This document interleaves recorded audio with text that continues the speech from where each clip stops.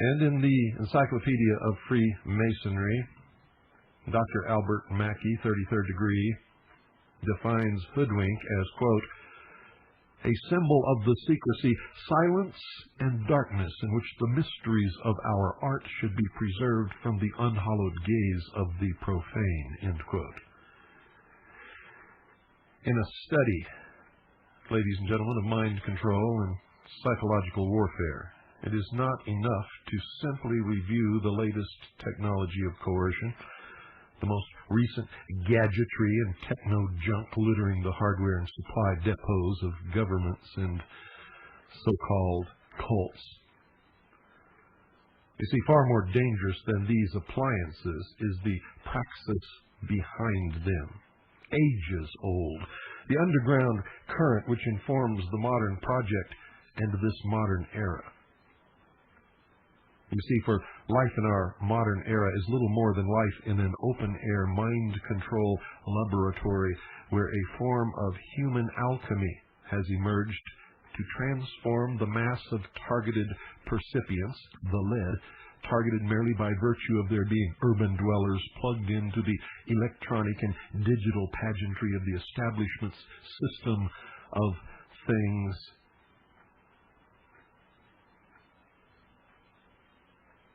into the perfect human zombie, gold, to those who practice this ancient science that has never meant what any of you ever thought. I've heard so many people ridicule alchemy as being absolutely impossible to transform base elements. But you see, that's not what it was ever about. Not ever. In those days, when the church and kings ruled with an iron hand, and anyone who did anything that was not politically correct or religiously correct were swiftly and most terribly punished. So they disguised their true intent and their true teachings, the esoteric, with a system of exoteric descriptions. That to the profane would mean one thing, and to the initiate or the adept would mean quite another. But that was then. This is now. What sort of creature inhabits the modern domain?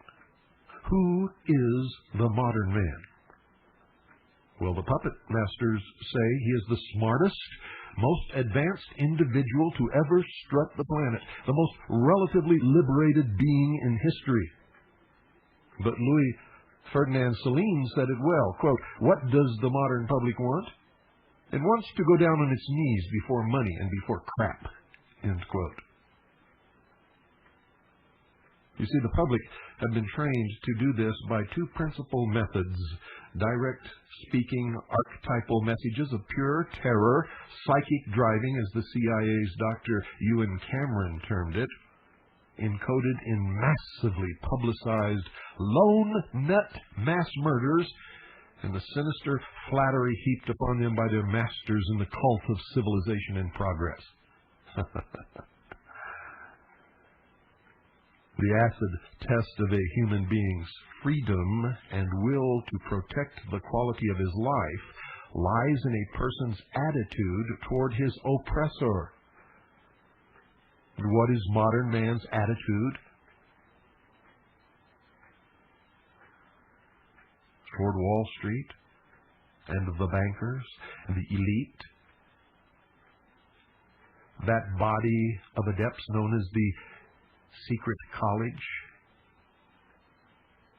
that combined are known as the Illuminati or the Order. What is modern man's attitude toward Dan Rather and the ignorance-bestowing media and advertising man, toward Lincoln and Truman Franklin Delano Roosevelt and Reagan, George Bush, Johnny Carson, Exxon and Monsanto, and William Clinton. Well, as one writer has observed, and I quote, "The most amazing thing about the American people is that they are constantly defending their worst betrayers." End quote. So I ask you again, who then is the modern man? Well, if you've listened to this broadcast long enough, you know my interpretation. He is a mind-bombed patsy, an ignorant, apathetic twit who gets his marching orders from twilight language, keywords sprinkled throughout his news and current events. And even as he dances to the tune of the elite managers of human behavior, provoked by buzzwords, he scoffs with great derision at the idea of the existence and operation of a technology of mass mind control emanating from the media and government.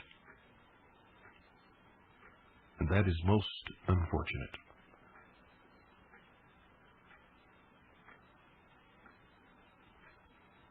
Modern man believes that he is much too smart to believe anything as superstitious as that. But the truth is, modern man, ladies and gentlemen, is the ideal hypnotic subject, puffed up on the idea that he is the crown of creation. He vehemently denies the power of the hypnotist's control over him, even as his head bobs up and down on the string.